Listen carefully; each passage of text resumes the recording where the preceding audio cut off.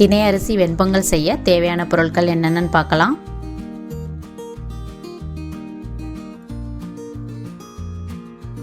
தினை அரிசி 1.5 tumbler, 1/2 tumbler பாசிப்பருப்பு, ஜீரகம் ஒரு 2 டீஸ்பூன், பொடிச்ச மிளகு 2 டீஸ்பூன், இஞ்சி சிறிது, கருவேப்பிலை கொஞ்சம் போல், பச்சை மிளகாய் 1, முந்திரி பருப்பு ஒரு 10, பெருங்காயம் கொஞ்சம் போல், 2 டீஸ்பூன் நெய்.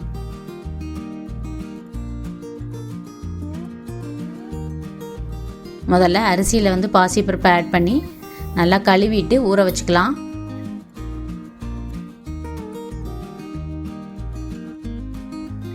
நான் குக்கரில் செய்ய போகிறேன், அதனால் அடுப்பில் குக்கர் வைக்கிறேன்.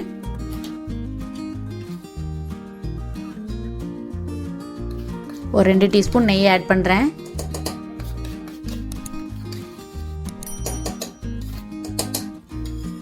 நெய் உருகட்டும். நெய்யோட நான் ஒரு குளிக்கரண்டி எண்ணெய் ஊற்றுறேன். நீங்கள் எண்ணெய் ஊற்றலைன்னா நெய்யவே இன்னும் கொஞ்சம் ஆட் பண்ணிக்கோங்க.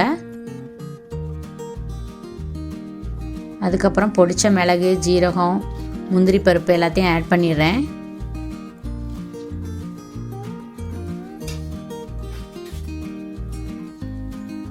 நல்லா எண்ணெயில் வறுபடட்டும்.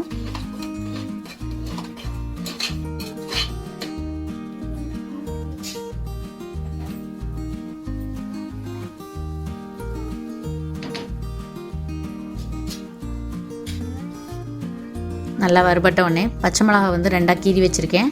அது கருவேப்பிலை, பொடிசாக அரிஞ்சு வச்ச இஞ்சி எல்லாத்தையும் நான் ஆட் பண்ணுறேன்.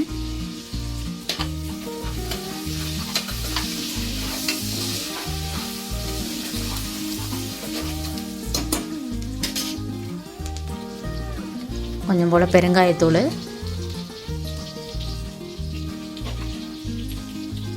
தேவையான அளவு உப்பு.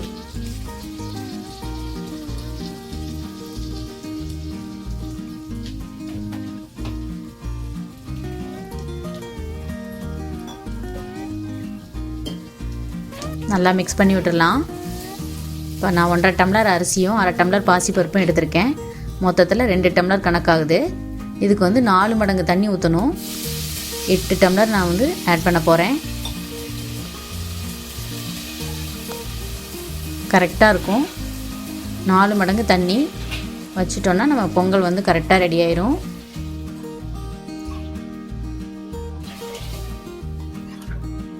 தண்ணி ஊற்றிட்டு நம்ம உப்பு கரெக்டாக இருக்கான்னு செக் பண்ணிக்கலாம்.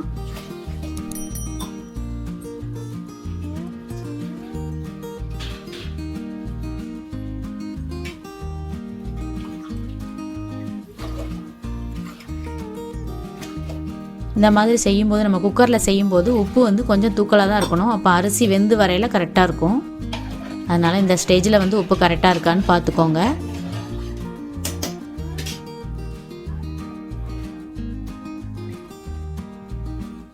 இப்போ நான் அரிசி பருப்பையும் நல்லா கழுவி வச்சுருக்கேன், ஊற வச்சுருந்தேன் இல்லையா, அதை நான் இதில் குக்கரில் ஆட் பண்ணுறேன்.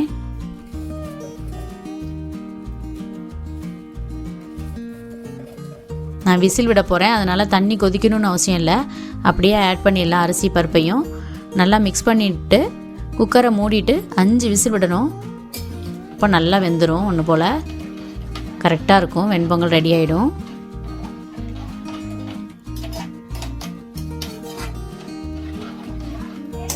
நல்லா எல்லாம் கலக்கி விட்டுட்டேன். இப்போ குக்கரை மூடி விசில் போட்டுட்டு 5 விசில் விட்டுறலாம்.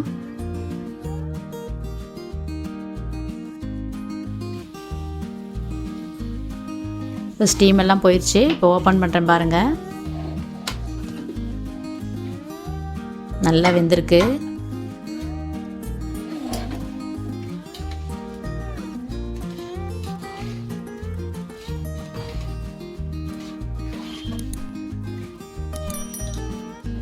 கடைசியாக 1 டீஸ்பூன் நெய் ஆட் பண்ணுறேன்.